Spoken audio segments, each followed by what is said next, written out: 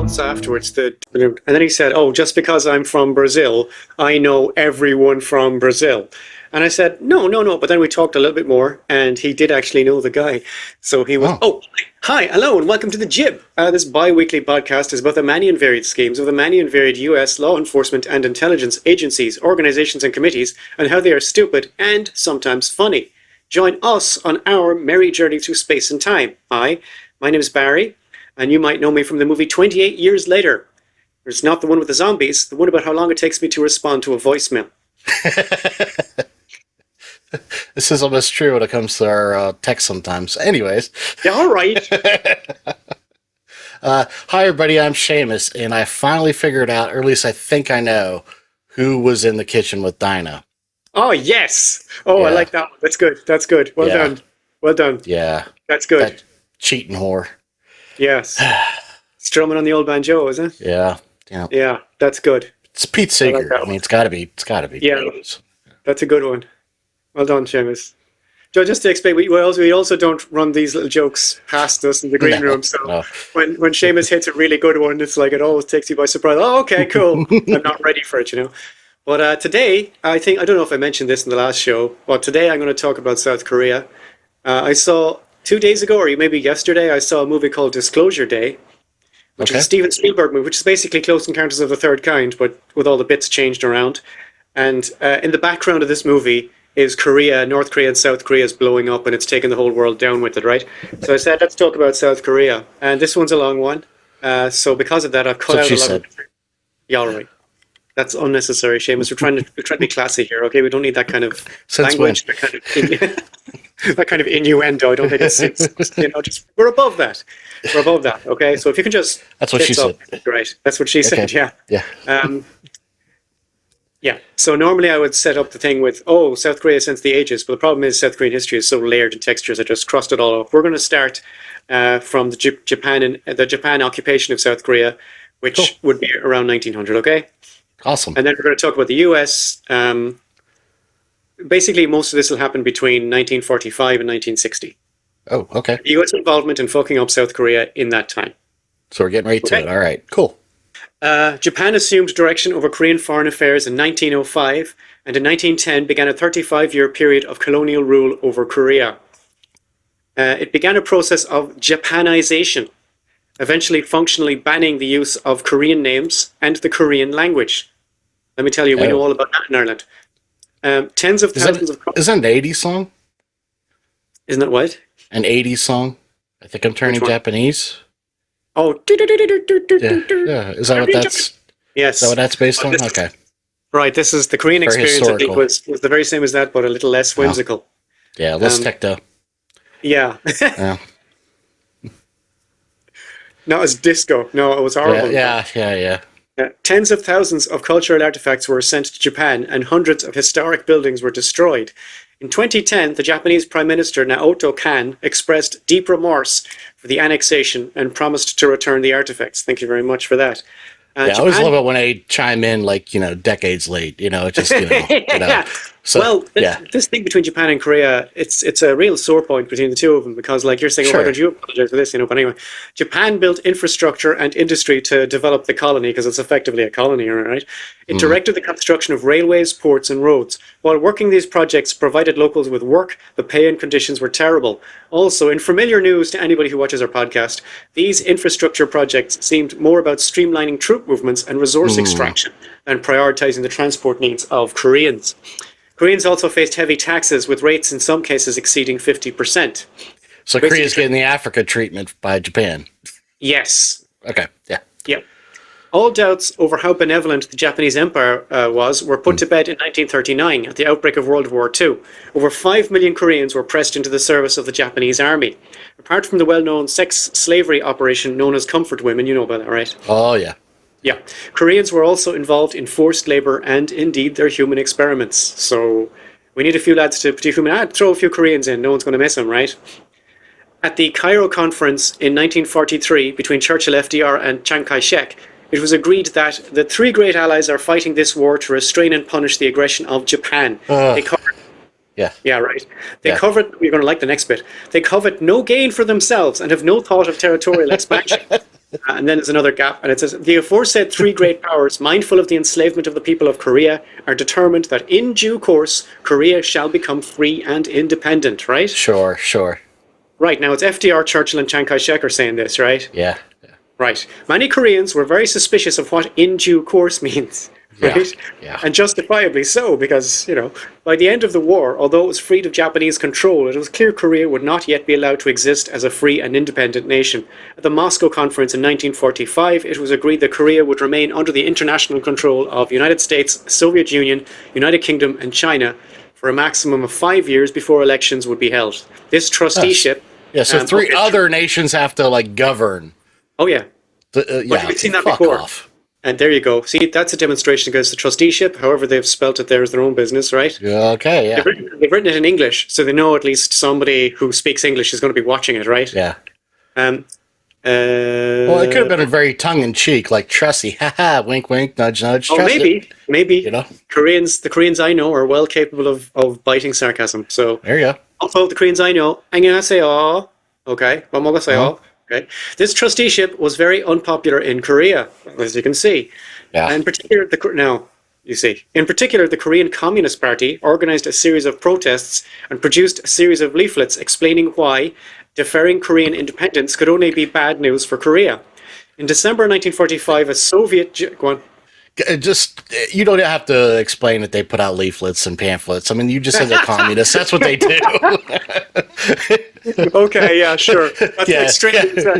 That's what you call it, tautological, yeah. Yeah, they're leftists. Oh, shit, here comes the zines. Here comes the leaflets. Okay, yeah, but they lived the dream here, the Korean Communist Party. Putting out leaflets. Whenever me and my son went to see Kirstie Blanton, which Yes. if you guys need to find, if you're not listening to her, you need to go. She's fucking Yeah. great. Anyways, after we left, he's like, "Yeah, there's something really unique about going to a leftist concert." He's like, "What?" And I'm like, "What?" And he goes, "After every song, we get a lecture." Yeah. Were there any leaflets at the concert? Oh fuck yeah, there was. There we go. There it is. There it is. Well, the Korean Communist Party were living up to their potential then. Yep. What they said, they produced all these leaflets arguing against the trusteeship, right? Yeah. Now, in the late 1945, a Soviet general landed in Korea and had meetings with the local Communist Party. And a few days later, the Korean Communist Party had a complete change of mind and were now supporting the trustee arrangement as preferred by Stalin. So Yeah. I'm going to leave that with you as a piece of information. Now, we can go back to... That's the problem, though. That's, you know what I mean? Like, let these people do their own form of communism. Absolutely, yeah. That's what drives me nuts about I know, fucking yeah. tankies and this shit. You know, just let them do what they want to do. If they're going against Yeah. capitalists, be happy. You know? Yeah. Now, that thing there is the 38th parallel. And the red line is there's North Korea separated from South Korea. It'll all make sense, don't worry. Before the trusteeship was finished, at the last minute, Dean Rusk at the State Department suggested dividing in North and South Korea along the 38th parallel to align with the Soviet occupation zone and an American occupation zone. Surprisingly, for reasons still not entirely clear, Stalin agreed. Stalin duly installed Kim Il-sung as leader in the Soviet zone, and the Americans, despite their own State Department regarding him as a dangerous mischief maker, installed Syngman Rhee as leader of the American zone, mostly because he could speak English and had already made a number of high-level contacts in the US military. That's Syngman Rhee, right? Now, Okay. most people would know this already, but if you don't know it, in Korea, people's names are like bing, bang, bong, right? 1, 2, 3, like that. And the last name will usually come first, so this guy should be Rhee Syngman, Okay. right? But everybody's name is like dop, dop, dop. And then and all the second name is always something like Park or Kim or Lee. If you make an Asian person called Park, they're Korean. You can just impress them by saying, "Oh, how's Korea these days?" Right? Or Kim, like the current rulers are Kims, and Lee is like that's pretty much. There's also Cho's and Hans and so on, but basically there'll all be Parks and Kims and Lees, and there'll be Park din din, Kim din din, Lee dim dim, right? Like that. That's how they're named. This guy is Rhee Syngman, but because we're in the West, I call him Syngman Rhee, right? Okay. Is that making sense, or is that just Yeah. horse shit? Yeah. Okay, cool. This is Syngman Rhee. And And he was pretty much installed by the Americans because they knew he was a pro-American guy. He could speak English, and he'd already made a number of high-level contacts in the U.S. military, which would come in much handy very soon. Okay. In 1947, UN General Assembly Resolution 112 declared that the freedom and independence of Korea cannot be correctly and fairly resolved without the participation of representatives of the indigenous population, and elected representatives of the Korean people be invited to take part, and that these duly elected by the Korean people and not mere appointees by the military authorities in Korea. What Right? the hell's up with that shit, man? And can we do that? Who the all hell do they time? think they are? The UN, yeah. The UN, by the way, do not come out of this very well. Okay. Now, while the Americans were all right with this, the Soviet Union took it kind of personally. What do you mean Okay. they can't? The military people can't send representatives. Truman told Congress in 1947 that it must be the policy of the United States to support free people who are resisting attempted subjugation by armed minorities or by outside pressures. Right. This happened after. Wow, is he drinking? Well, what do you think he means by outside pressures? Yeah, exactly. But I mean, that also excludes him as well. Hell yeah, it You know, does. Yeah, Yeah. that's But he did- surprising. He was not thinking that like that when he said it. This Yeah, I'm happened sure. after some key events. In 1946, George Kennan, a high-ranking American diplomat working in Moscow, sent the longest telegram in the history of the State Department to Washington, recommending what we now call a policy of containment against the USSR. Seamus has discussed this with me before. Yep. In the real world, even in green rooms, we've discussed this. In the real world, the UK told the Americans that they could no longer sustain resistance to the communist rebels in Greece, who were being supported by Yugoslavia against the wishes of Stalin, who nevertheless regarded the whole Greek mess as very much not his problem. Right? Yeah. These are all reasons, by the way, why Truman said this thing. Second, Stalin ordered Turkey to let Russian ships through the Dardanelles and the Bosphorus. Turkey refused, causing a standoff. In both of these cases, Greece and Turkey, based on the long telegram that George Kennan wrote from Moscow, the US committed forces to defend Greece and Turkey when they really didn't have any interest in the thing. They just did because based on the telegram. The Truman Doctrine effectively started the Cold War and led directly to the formation of NATO for that purpose in 1949. This particular thing would have devastating effects for Korea, which became the first major test of the Truman Doctrine. In 1948, the UN pushed for elections, which is the first thing you're supposed to do if you're in a country that's a mess and you're kind of occupying the place. Your first rule of business is to hold elections, right? Yep. The UN were kind of saying, let's hold elections. The Soviets made it clear. Remember now that there is no North and South Korea. There's just a Soviet zone and an American zone in North Korea and South Korea, but they're not countries or anything. They're just zones at the moment. Korea is still one big place. Yeah. The Soviets made it clear they would not allow elections in the northern part of Korea, so they only happened in the southern part. Many in South Korea were unhappy that these elections happened, as they were a tacit admission that unification was off the cards and would remain off the cards for some time. If you have elections in one part and not another, you're basically saying there's two different countries, right? Right. It was seen as a capitulation to the Soviet Union, which of course it was. But there's not a lot the Americans or anyone else could do about it without declaring war, right? Okay. And they didn't feel like doing it. Yeah. The 1948 general election in South Korea was won by Syngman Rhee, this guy who was already in charge, who was already the installed leader and a pro-American authoritarian dictator. He was now the president of the Republic of Korea, which is basically South Korea. As feared, this election in South Korea also consolidated the position of Kim Il-sung, who was now the president and remains the eternal president, by the way, he's still the eternal president of the Democratic People's Republic of Korea, the DPRK, right? And both governments claimed sovereignty over the entire Korea.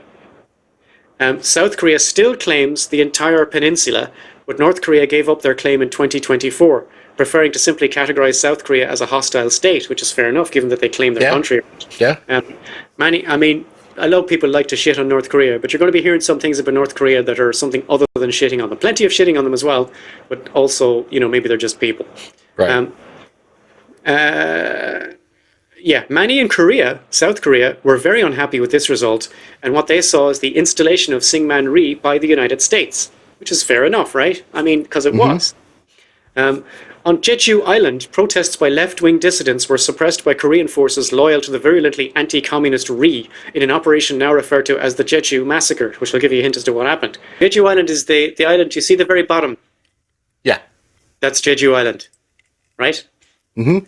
Jeju Island, over 10% of the population of the entire island were killed, and many more fled to Japan. So that'll tell you the kind of guy Rhee is, right? Although many of these protesters cited an alignment with these protesters did cite an alignment with North Korea. Kim Il Sung was not involved in the actual protests at all.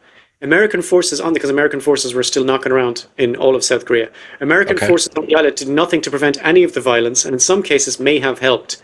For decades afterwards, it was a crime in South Korea for anyone to even mention the Jeju massacre, punishable by a prison sentence and maybe worse. In 1993, the government admitted that the Jeju massacre had taken place. And in 2003, South Korean President Roh Moo-hyun officially apologized. 2003, so that's another example of your thing before. When left-wing soldiers, Korean soldiers based in Yosu and Suncheon, which is the closest bit of the South Korean mainland to Jeju, found out about these massacres, they staged a rebellion of their own against who was technically their boss, Syngman Rhee. Again, Rhee's forces were brutal in their suppression.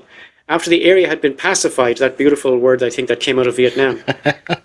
After the area had been pacified, they went on a rampage looking for accomplices of the soldiers. Thousands of civilians were executed.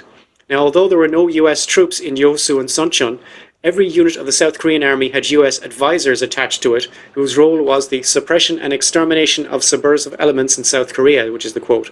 What role these advisors played in the murder of thousands of civilians cannot be determined, but, and we have to acknowledge this, it may have been zero. Oh. It seems likely, however, that the Americans saw these left-wing protesters as Trojan horses for the USSR. Of course. Now, here's the thing. We have a podcast, me and Seamus, and during this podcast, we will occasionally deal with communist uprisings in various countries. And occasionally, during these communist uprisings, the Americans will roll in and say, oh no, this is a Soviet-aligned thing. And we've often said that, no, it wasn't a Soviet-aligned thing. It was just left-wing guys in their country, right? And we said this in Guatemala. We said this in lots of places. It's nothing to do with the Soviet Union, right? You cannot say that in Korea. In Korea, these guys would have been aligned with the Soviet Union. They would have seen themselves as on the side of North Korea. But at the same time, they're also humans, and you don't mow them down. Sure. At the end of 1948, I'm just saying it's a different kind of situation than the Guatemala situation, where you can honestly, like even in Cuba, they had nothing to do with the Soviet Union, you know, at the start. Yeah, and being involved with the Soviet Union isn't an inherently evil thing. No. I'm not saying that. I'm saying that you cannot say that they weren't. Right, I just want to clear that up too, as well. I mean, because what I was saying before, I want people to know, like, hey, if they actually wanted to do that, fine. But if they want to govern on their own and be their own form of communism or socialism or whatever, anarchism, whatever, do it. Let them be. If they want to be a part of the USSR as a global movement, then fine. But that's democracy, yeah. But you remember, Patrice Lumumba only went to the USSR after the Americans told him no. Exactly. So it's not like he's not mad about the USSR. He just wants help with his country, Yeah, I mean, it's much like what Castro with Cuba and such. Yes, I mean, exactly. You put these people in this situation, they have to make that deal. So well, the Americans in Cuba, it's even worse because the Americans pretty much shut down every single avenue of progress they had, except the Soviet Union. Yeah. Anyway, what we've done there is just absolutely gross. There's no apology to be made. I mean, it's just beyond. Yeah. Yeah. And again, while we're saying this, please resist the temptation to regard us in terms of good guys and bad guys. We're not saying this in terms of good guys and bad guys. We're not saying the Soviet Union are the good guys, okay? We cannot say that. We're saying that these people, if they want to align with the Soviet Union, it's their own problem, right? Right. In 1949, no, not in 1949, even better, in 1948. At the end of 1948, reenacted his National Security Act, which punishes with 7 years in prison, and this is the quote, any person who praises, incites, or propagates the activities of an anti-government organization. Now, an anti-government organization in this case meaning North Korea or anyone or any group which favors North Korea or anyone or any group which favors communism in general, right? Okay. They're regarded as anti-government organizations. The National Security Act is still on the books in South Korea. In 2012, Amnesty International said it is used to harass and arbitrarily prosecute individuals and civil society organizations who are peacefully exercising their rights to freedom of expression, and to remove people who are perceived to threaten established political views to prevent people from taking part in discussions surrounding relations with North Korea. So it's still a problem even today. Yeah. In 1949, Rhee's Korean army killed a number of unarmed civilians, mostly children and the elderly, for having suspected communist sympathies. This is called the Mungyong Massacre, and although the government has never apologized, in 2011, the Supreme Court ruled that the families of the victims should be compensated despite the statute of limitations running out in 1954. One of the reasons Yeah, one of the reasons it took so long is the government was blaming communist rebels for the murders for decades. That's another through line in this. They blame the communists whenever they kill people. Sure. In 1949, maybe because he was running low on bullets, I don't know, Rhee set up the Bodo League, which is a series of re-education initiatives targeting communists and communist sympathizers, ostensibly to avoid having to execute them. Around 300,000 people were signed up, right? That's a lot of people for your little Bodo League, right? 300,000 people were signed up, presumably without their consent or consultation. That's pretty much what's happening to the Uyghurs in China. They're being signed up for re-education initiatives, right? Yeah. Rhee also straight up imprisoned around 20,000 people he thought might be communist. Now, the population of South Korea around this time was 20 million people. So 300,000 out of 20 million is still a fair chunk. Oh, yeah. On the 20th of June 1950, the CIA published a report by Dean Acheson and Truman that North Korea could invade South Korea at any time without Soviet assistance. After a series of violent border clashes, 5 days later, on the 25th of June 1950, in the first real blow-up of the Cold War, North Korea invaded South Korea. All right.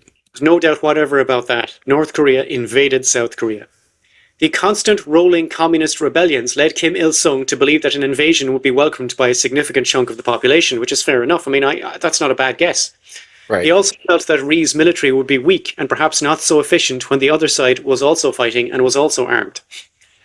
On the 27th of June, meaning 2 days later, on the 27th of June, Security Resolution 83 committed to furnish such assistance to the Republic of Korea as may be necessary to repel the armed attack and restore international peace and security in the area, right?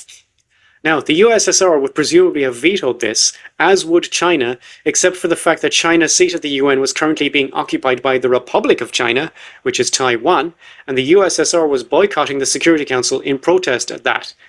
And that's that's a fair protest. I think proper China, i.e. the People's Republic of China, would not get a Security Council seat until 1971. Until then, it was Taiwan was taking China's seat, which I think is ridiculous. But that same, I'm not in love with China or anything, but that same day, Truman ordered any nearby US air and sea units to help South Korea, but it made no difference. While the UN was debating this, i.e. 2 days after the invasion, Syngman Rhee was swinging into action. What do you think he did? Killed some people. There you go. He embarked on a systematic program of murdering anyone he thought might lean communist. That was his response to the invasion of North Korea. Okay. As this included everyone in the Bodo League, because remember he conveniently signed up everybody. Around 200,000 South Koreans were killed by their own government by this time. As with the Mungyong massacre, the South Korean blamed communists for these murders and kept lying about it for decades. Oh my. Survivors were threatened with torture or death if they revealed who had attacked them. In 2008, mass graves were found, which made it increasingly difficult for the government to continue lying about it, and their Truth and Reconciliation Commission were allowed to collect witness testimonies at last. Truth and Reconciliation Commissions are amazing. They sort out so much shit. They pretty much solved the South African problem. Just one Truth and Reconciliation Committee, and in South Korea they do great work as well, and I'd recommend them to everybody. Now, we have a top 10. Yay! We don't need the music because this is grim. These are the top 10 massacres. You don't want music? No, please, no. Never mind. These are the top 10 massacres of 1950. Now, these are the top 10 massacres from 1 year of the war, 1950, just 1 year, and do not include any of the massacres we've already discussed, such as the Bodo Lead massacre or the Mungyong massacre. Right? In June, during the Hangang Bridge bombing, up to 800 people were killed by the South Korean army, who failed to inform the locals that the bridge would be destroyed. Also in June, during the Seoul University Hospital massacre, up to 900 doctors, nurses, and patients were killed by North Korea. In July, during the Chaplin Medic massacre, a chaplain was among 31 POWs killed by North Korea, and a medic managed to escape. In July also, during the Nogon Rhee massacre, up to 400 South Korean refugees were killed by the US military. In August, during the Hill 303 massacre, 41 American POWs were killed by North Korea. Also in August, during the Bloody Gulch massacre, 75 US POWs were killed by North Korea. And we should point out that you do not kill POWs. No. Under any circumstances. That is the one thing you do not do with POWs, is you do not kill them. The whole point of having a prisoner of war is that you're not going to kill them, right? You use them for bargaining chips after the war. You do not kill them. You say, you give us ours and we'll give you yours. That's how it works. That's how the system works. In September, during the Jong-up massacre, 167 Protestants and right-wingers were killed by North Korea. In September, during the Nonsan massacre, 66 Protestants, all members of the same church, were killed by North Korea. In October, during the Goyang-Gomjong cave massacre, over 153 suspected North Korean sympathizers were killed by South Korea. And in October, during the Namyang... This is the last one? Yes.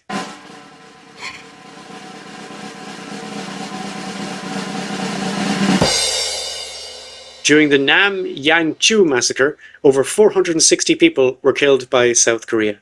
Yeah. So you can see basically, yeah. Sorry, I had to. That's okay.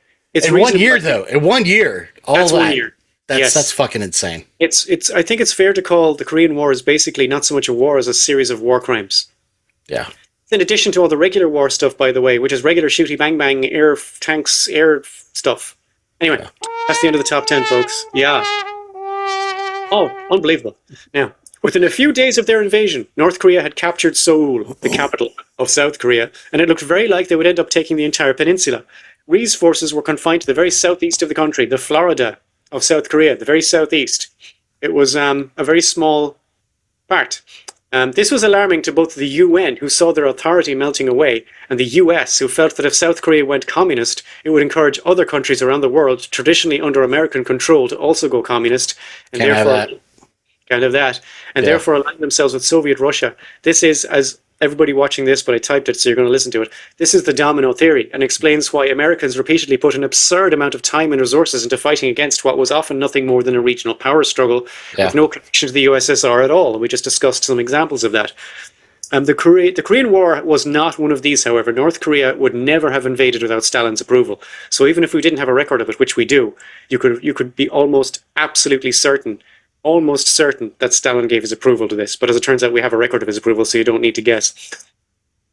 In September, a UN force, which mostly composed of US forces, was led by General Douglas MacArthur and landed at Incheon near Seoul. That's Douglas MacArthur, Syngman Rhee. The guy you saw a photo of before, Syngman Rhee, and Douglas MacArthur. And Syngman Rhee, boy, is he glad to see that guy! Yeah. Is he glad to see Douglas MacArthur? Yeah, I mean, MacArthur's like grabbing his hand like, hey. Yeah. Not here, maybe later, though. Yeah, wait till the cameras are off. Yeah. So it's basically as if Canada invaded America, and the entire United States government is now confined to Florida. That's the kind of land thing. Real quick, Douglas MacArthur, absolute fucking insane human being. Oh, absolutely. Insane human being. Yeah. A monster. Yeah, but as a military guy, you want him to be on your side. Yeah. No, you're going to find out how bad. Yeah. I do mention. I do get into some of the crazy stuff. Don't worry. Mm-hmm. He's not the good guy here. Don't worry. I promise you. Yeah. All right. Okay. So a UN force, which mostly composed of unit by General Douglas MacArthur, there he is, landed at Incheon near Seoul, cutting off North Korean supply lines. And with the help of the South Korean army, and that's a little bit of sarcasm on my part, with the help of the South Korean army, swiftly retook all of South Korea up to the 38th parallel, which you saw at the start of earlier in the podcast. This might have been the end of it. But in October, MacArthur got the go-ahead from the US, and importantly not the UN, to invade North Korea. And remember, he's just in charge of the UN force here. Right. This would appear to be in violation of United Nations Security Council 83, which I mentioned before, which was being used to justify all the military action. The resolution explicitly authorized military force to repel the North Korea invaders and no more. And this may be the only time the UN has actually invaded a country. I can't think of any other. Can you think of the UN invading a country apart from this? No. Not Me the either. UN. No, I don't think so. This is a UN war force. stuff, right? Yeah, but this is the UN invading a country. Now, the UN is composed mostly of Americans, which is about 90% Americans say. It's not, but say that. And it's under the control of an American military guy, this guy, Douglas MacArthur, but it was still the United Nations. Gotcha. And the United Nations here are invading a country, and I've never even heard of that before. Now, as MacArthur approached the Chinese border, the Chinese got nervous. Because they knew he was mad too, same as you do. There was a genuine suspicion that he might try to invade China and take Beijing. Yep. Now, why would that be suspicion, do you think, would have been among the Chinese? Why would they suspect that? Because he said it. Because he said it. Yes, exactly. Accordingly, 200,000. That's exactly it. Yeah. You fell for my. You didn't fall for my little trick. Accordingly, 200,000 Chinese troops invaded North Korea, which completely reversed the course of the war. MacArthur had predicted that if China tried to get down to Pyongyang, there would be the greatest slaughter, which turned out to be true, but not in the way he meant. By mid-December, the UN force had been beaten back to the 38th parallel, which you would have seen earlier in the podcast. It was, you know what? It wouldn't do too badly for anybody watching this to have a map of Korea out in front of you the whole time, because it's kind of hard to keep track of. Can I put it back up? No, just, okay. You've seen it already. 30th parallel's in the middle, straight line in the middle. It was during this retreat that four-star General Oliver Smith gained notoriety when asked why the technological powerhouse of the US military was retreating, replied, "Retreat, hell, we're just attacking in another direction." Right? Now, that's funny. It's classic American answer. Yeah. Now, this is often misquoted and misattributed, including by me in previous episodes of this podcast, to Douglas MacArthur as "we're not retreating, we're advancing in a different direction." I have said this podcast before, and I have said Douglas MacArthur said it, and I learned during this script that I was wrong. So now I'm telling you, it's a guy called Oliver Smith and said, and that's the actual quote, is the first quote I gave you. It sounds like something he would say, so come on. It's fair. And I've written down here why this quote is although wrong is better, so I'll probably keep saying that. As soon as the Chinese army had retaken Pyongyang, the capital of North Korea, Syngman Rhee swung into action again. What do you think he did? Killed some people. There you go, yeah. He embarked on a series of new murder sprees, collectively known as the December Massacres. Hundreds of suspected communists were shot in broad daylight this time, sometimes right in front of US troops, yeah. One British soldier stationed near Seoul, because remember, it is a UN force, it's just mostly Americans. One British soldier stationed near Seoul reported that he saw truckloads of prisoners, including women and children, get delivered to the outskirts of Seoul, get shot and buried in mass graves. Jesus Christ. They're grave maxing. The Americans didn't mind so much, but the higher-ups of the UN were beginning to suspect that the government they were defending, engaging in an almost constant stream of murderous war crimes, was damaging their credibility more than if they just let Kim Il-sung take over. Yeah, right? Funny. With the massive involvement of the Americans, this was, of course, impossible. Rhee must have sensed something similar as he developed an antipathy towards any UN troops who were not American. In 1951, after MacArthur got fired, he said, "The British troops have outlived their welcome in my country. They are not wanted here anymore. Tell that to your government. The Australian, Canadian, New Zealand and British troops all represent a government which is now sabotaging the brave American effort to liberate, fully and unify my unhappy nation." Right, Rhee is still on the impossible dream of a unified Korea. Right. Rhee felt that MacArthur had been fired at the request of the British, but in fact he was fired for directly challenging Truman in public, which you probably remember. You know what that means. Yeah. And working behind Truman. He wanted to drop the bomb. Oh, yeah. Yeah. He wanted to drop another atomic bomb on China. Yeah. But he did this in public. He didn't. Yeah. He said it out loud. Yeah. The problem. Have you ever seen the movie that they did about MacArthur with Gregory Peck? Oh no, is it good? It's just a giant shovel full of propaganda. It's just no, they don't show it's terrible. No, I mean they really whitewash it. You know what I mean? Yeah, really, really whitewash it. Although thinking about Gregory Peck, he would be really good for the role of Douglas MacArthur. Oh, he is great at it. I mean, he's always good. He smashes it. He's basically he did Captain Ahab as well. Do you remember? Oh fuck yeah, he did. Didn't he? Yeah, Moby Dick. Yeah, and the more I think about it, Douglas MacArthur is kind of an Ahab-like character, isn't he? Yeah. I mean, but he also did Atticus Finch, so you know. Oh yeah, he's got some rage. He's got range. He's got range. Mm-hmm. Rhee. But in other words, Rhee thought that the British had requested the removal of MacArthur, but it was because he was challenging his own boss in public. And when you're the American president, you try not to do that. Also, not only challenging Truman in public, but working behind Truman's back to get support for his approach, which, as you said, is to take Beijing and use nuclear bombs if necessary. MacArthur did talk about using nuclear. Oh, it's crazy because all the nuclear drift would destroy anyway. That's why the Israelis will never bomb Gaza or the West Bank, not with nuclear bombs, because it's too close to Jerusalem. Unless everybody turns on them and it's over. The Samson option.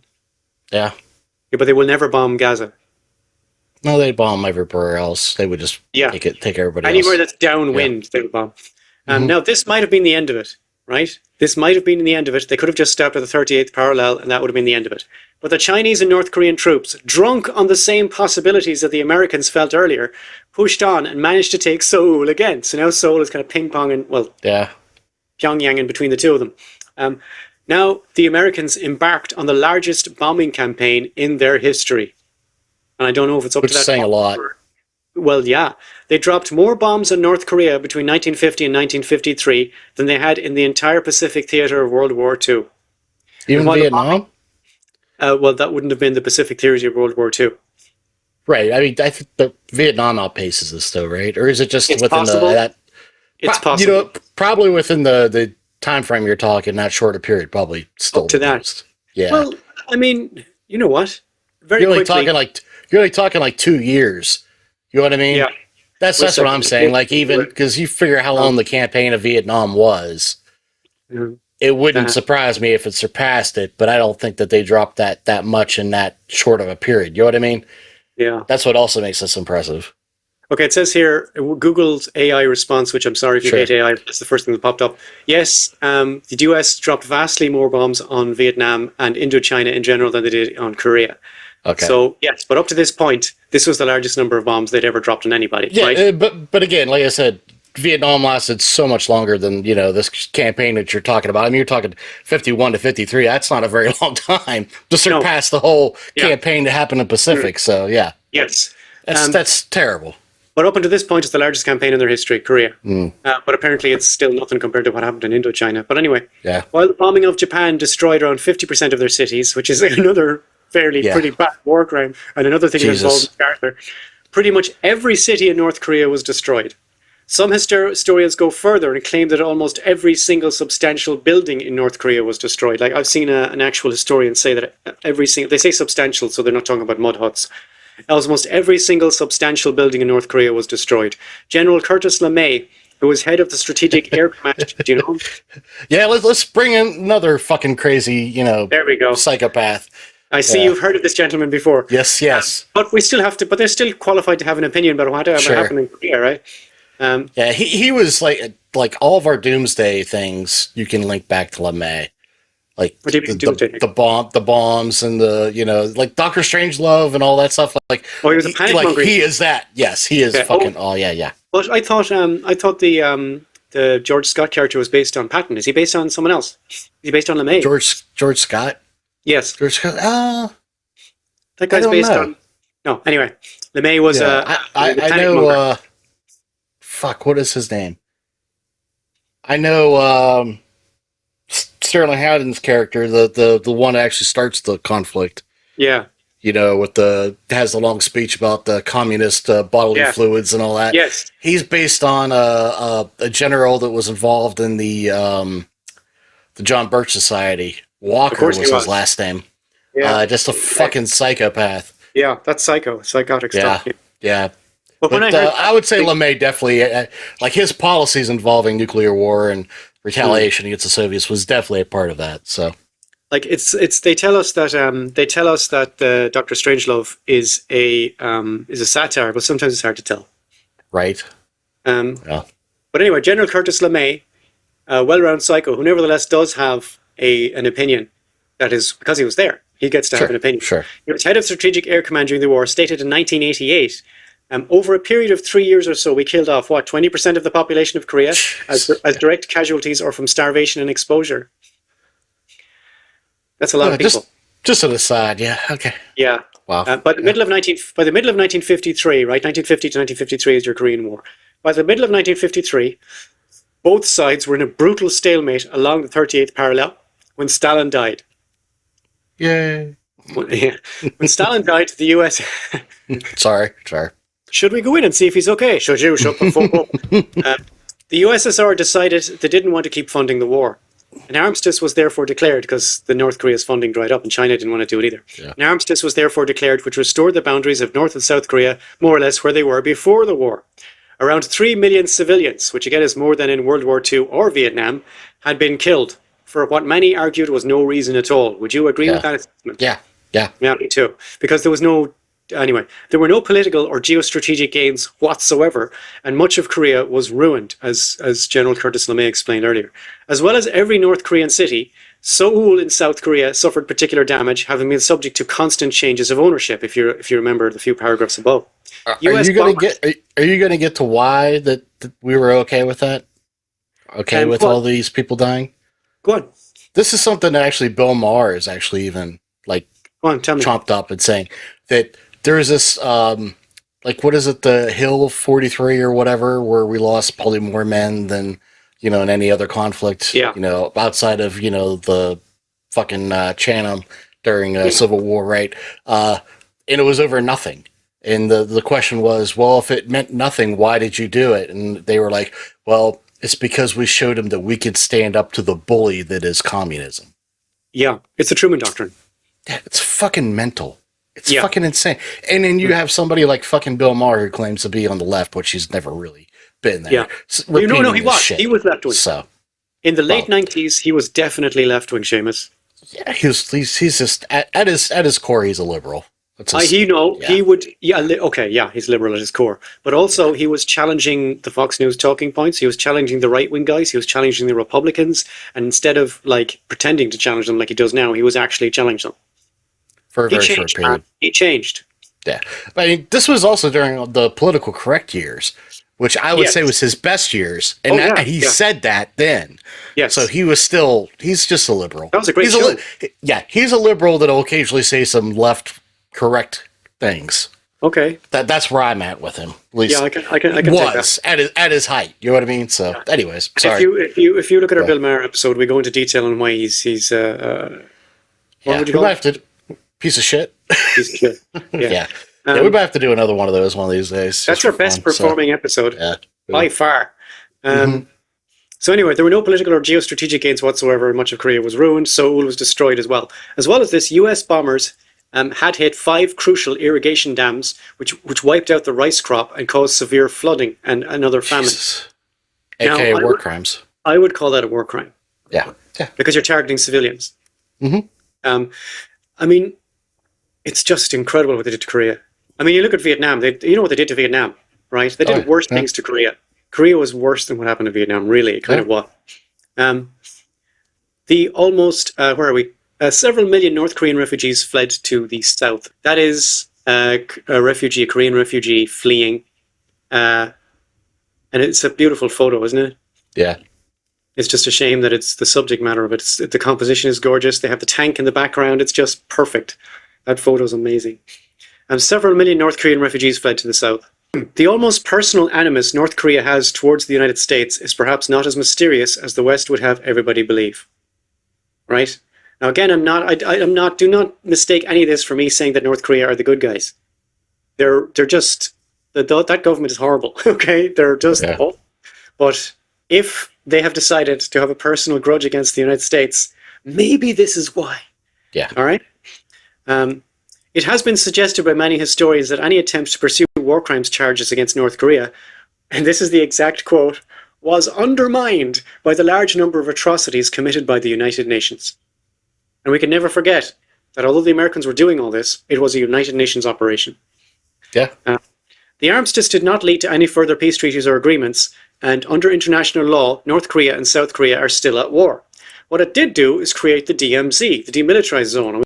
That's the DMZ. The 38th parallel is the little kind of black line going across, and the DMZ is the Demilitarized Zone, which is currently, that is the border between North Korea and South Korea. And you can see it's more or less like on a geostrategic level, it's pretty much exactly along the 38th parallel. It's only not if you zoom in.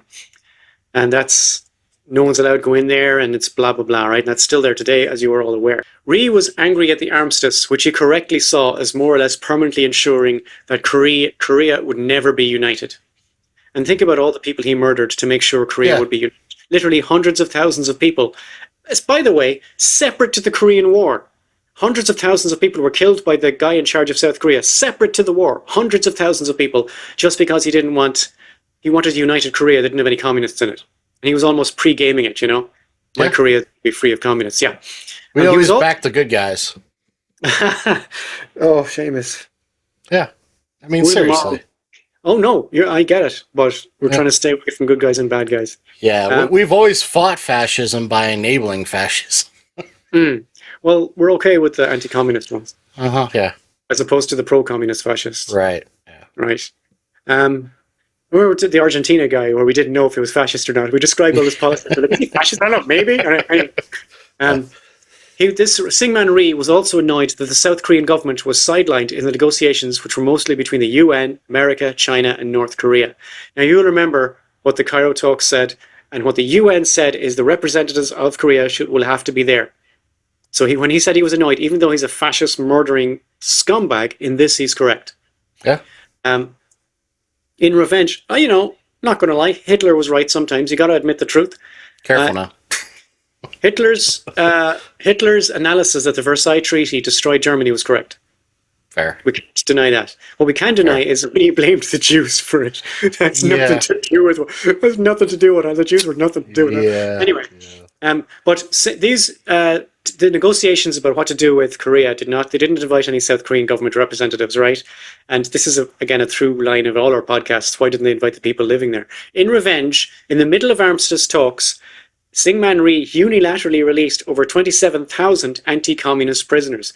And he knew that prisoners of war were one of the most tense and delicate aspects of armistice negotiations. This is why. North Korea and China were demanding that all prisoners be repatriated. And the United States and the UN were insisting that all prisoners should choose where they wanted to go. Weird. Well, choose where they are. And the United States and the UN were insisting that the prisoners should get to decide where they wanted to go, if they wanted to go back to North Korea or not. Rhee refused to sign the armistice document, but eventually agreed to abide by it. He never signed it. And probably because the United States signed a separate agreement called the Mutual Defense Treaty between the United States and the Republic of Korea. And it's highly likely that he had assurances that this would be signed before he agreed to abide by it. Article 4 of that treaty says, the Republic of Korea grants and the United States of America accepts the right to dispose United States land, air, and sea forces in and about the territory of the Republic of Korea as determined by mutual agreement. As such, thousands of US troops were stationed in South Korea on permanent Pacific watch.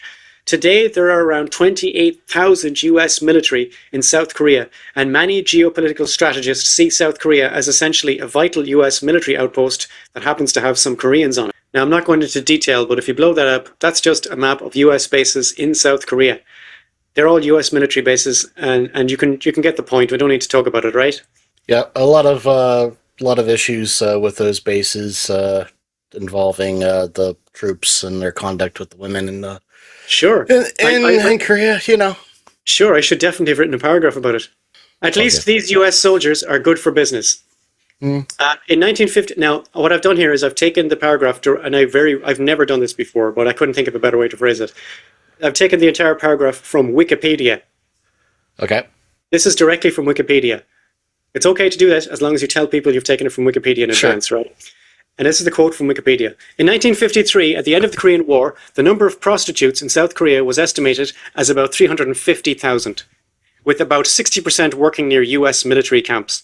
In the post-Korean War period, the US military continued to contribute significantly to the South Korean economy, including the sex industry. Despite the worldwide growth of women's human rights advocacy since the 1990s and the shift towards foreign workers providing sex services for US troops, particularly women trafficked from the Philippines and the former Soviet Union, prostitution via what they call juicy bars remains an issue near US bases in South Korea. Well, there you go. And I couldn't think of a way of writing that paragraph better than Wikipedia did, so I just hoofed it in en masse. And that was the little joke I was saying in our previous little conversation. I was just making a joke, and I wish I'd written a paragraph about it, because I didn't. Wikipedia did. And they did such a good job, I said, no, I'm not going to pretend I can do better than that, right? But that's the point, right? That's the point you're making. In 1956, Rhee won now, did you see my message about this image? I'm fine with it. Okay, fine.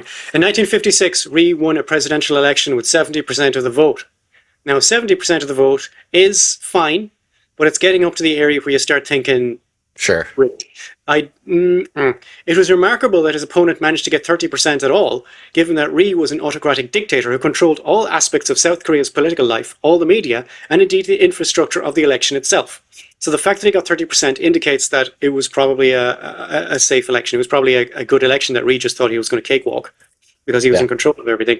So given that the guy actually did get 30%, that implies at the very least, I would think some of it was genuine election.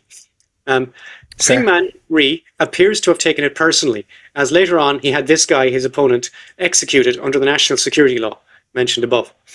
In 1958, Rhee passed an amendment to the national security law which prevented members of the opposition from voting. Jesus Christ.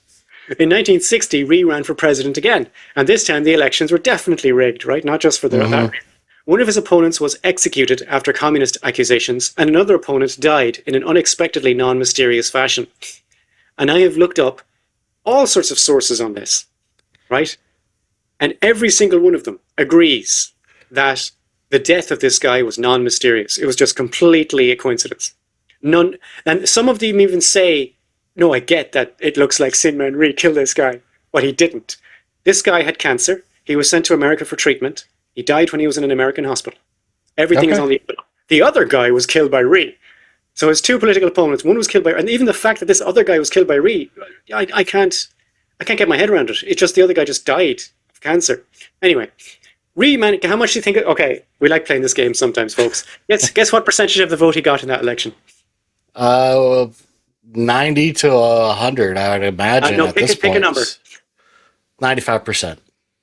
Almost 100%. Really? Okay. I should have just went with that. Okay. Were you thinking 100? Almost, yeah. Did it pop into your head? Yeah, okay. Yeah. Rhee managed to get 100% of the vote, but Koreans were not happy. Because the thing we can always say about Koreans is they're not stupid, right? The Koreans were not happy. There were widespread protests at what was clearly election fraud, and also they were protesting corruption generally, which turned into the April Revolution. One of these protests was held at Masan High School. Soon afterwards, the body of a high school student who disappeared during the protests was found in the river. South Korean authorities concluded that the 16-year-old had drowned. Now, don't do anything yet. Unfortunately, the Associated Press released a photo of the student's body where it is clear that he did not drown.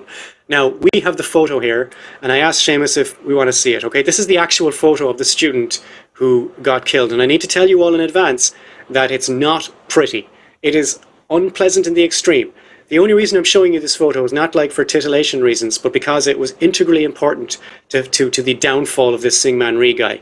Right? And I want you to remember that the official government line is that the reason this guy died is because he drowned. Now, we're going to show you the photo, and if you don't want to see this, please just block your eyes or whatever, and I will tell you when the photo's off screen, okay? The photo is coming on screen now. Now that, we were told that guy was drowned.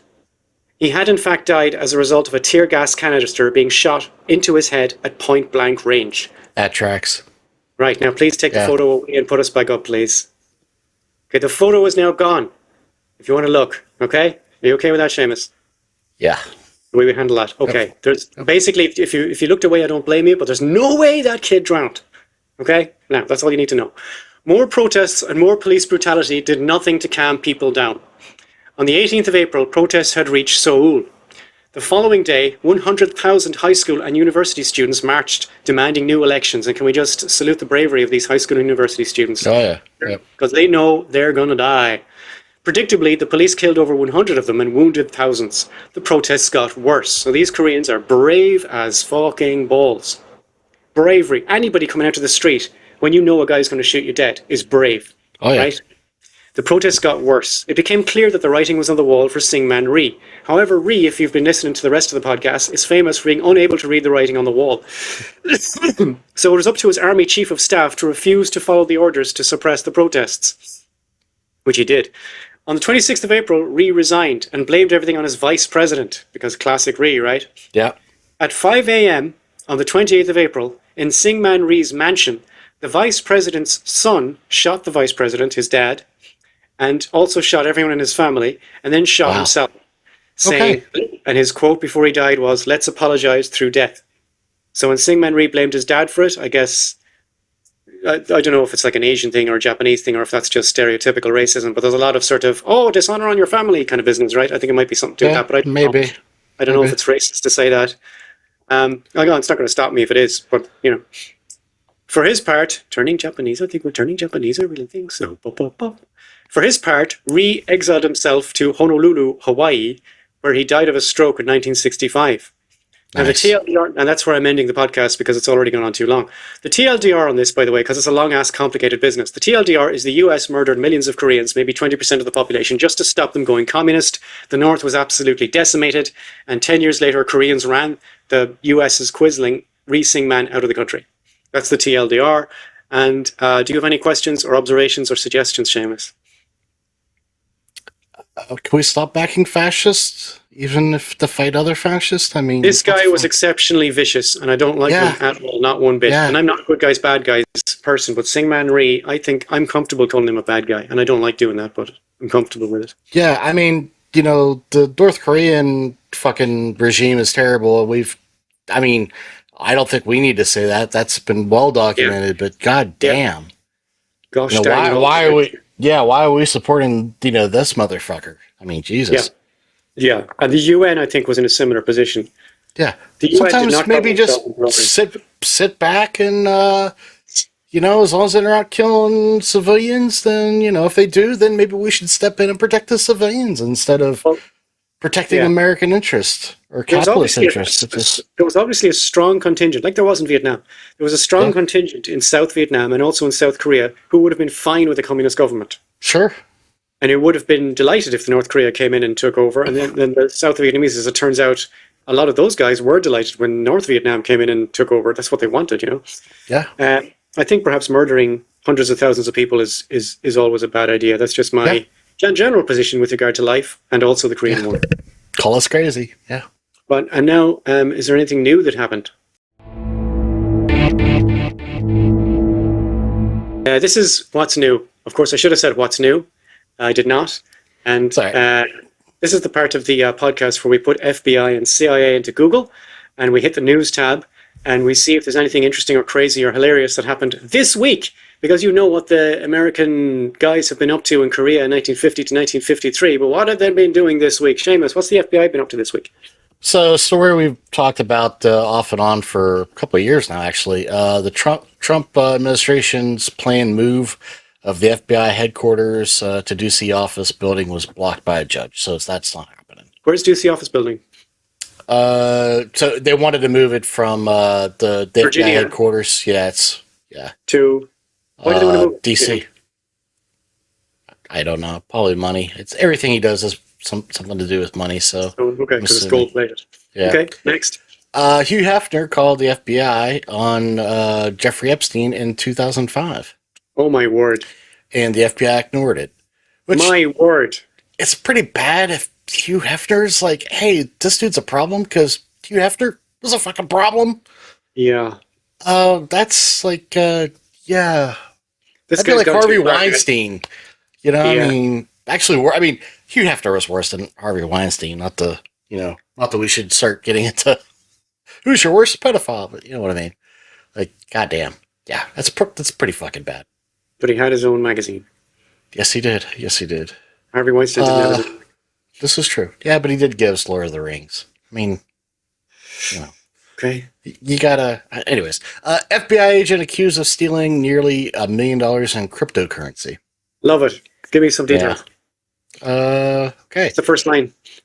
FBI agent stole more than 900,000 of crypto from accounts that the agency was monitoring after he said that he became frustrated by what he saw as government inaction over the misuse of crypto accounts, according to the court records. It gets better. I knew the story would get better. The agent Patrick Stephen Yaroch came across the crypto holdings while member of the FBI's National Security squad focusing on the adversarial nation and grew frustrated when he could not do more to disrupt an unnamed person's use of crypto accounts. According to an affidavit in the case, using his international agency access, he later alleged transfer crypto holdings to his personal account. Love it. And I have to say, I agree with Patrick. I am also frustrated with the inaction of various governments on the whole crypto blockchain thing, because who could have predicted that a currency which was anonymous and decentralized, on purpose, would also lead to a lot of anonymous and decentralized crime? Who could possibly have guessed that? What else have you got, Seamus? Now it's time for... Cash!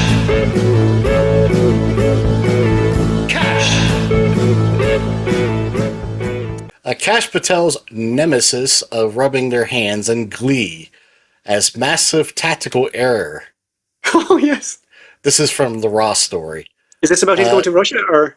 No, this is about his suing of the Atlantic. Yes. So he sued the Atlantic to clear his name. Legal analyst good luck. Michael Popok is taken aback as to the method, saying on blah blah blah blah blah blah. $250 million defamation suit in April. Allegations of drinking, unexplained absences. You know, there we go. The nonsense, right? Right. Yeah. So okay. Quote, "This is like a drowning man asking for another anchor to be thrown at him. If the case proceeds, the Atlantic could comb through the records behind its reporting material. One former prosecutor predicted it's unlikely to be pretty. You know who really wants discovery, which is depositions and questions under oath and documents and emails and text messages of all of that. You know who loves it and rubbing their hands in glee as Kash Patel opposing motion to stay discovery brought on by the Atlantic. The Atlantic magazine is its writer, and I mean, I'm sure that they're chomping at their champagne corks. They're ready to be popped when Kash Patel would not agree to stay discovery. So yeah. Kash would get fucked on Discovery. Yep. Also from Raw's story, Kash Patel's girlfriend dealt another blow in the legal war against the honeypot claims. The Zionist. Yes, she filed a lawsuit against what is this fucker's name?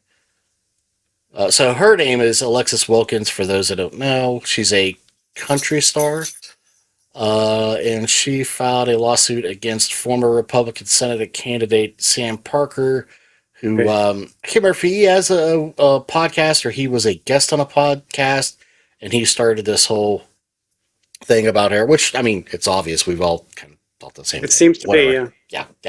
But basically, she wants to, file defamation, and they're like, no, we're not doing this. You're not going to be able to do this. So it sounds like it's getting squashed.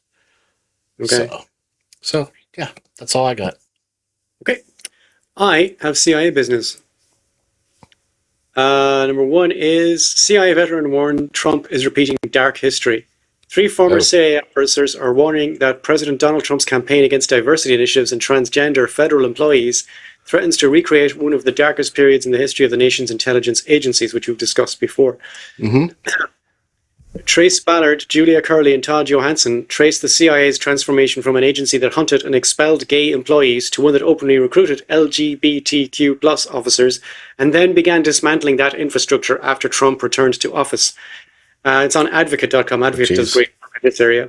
If you want to check out that story, and it's not a pleasant read, but we should all know about it, right? Another one is on the Washington Post. It says CIA staff exodus leaves new retirees waiting months for benefits. A historic wave of departures at the CIA and deep cutbacks at the Office of Personnel Management are swamping the spy agency's retirement system, leaving former spies with months-long waits to get their first pension check, according to former intelligence officers in internal agency messages, which is about right. Yep. But the Trump has been sluicing out all these agencies all at the same time, and they won't be able to afford the pensions. And on Wall Street Journal, it says here, the hidden debt that Apple owes to the CIA.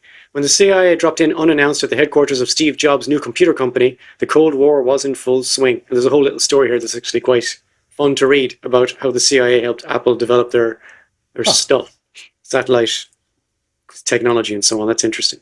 And that is all I have in the CIA. And that is our show, I think. Cool. Are we done? Yep. We'll be back in 2 weeks. We don't know what we're going to talk about. Something. Could be anything. Yep. So tune in, find out. Love y'all. Bye. Bye.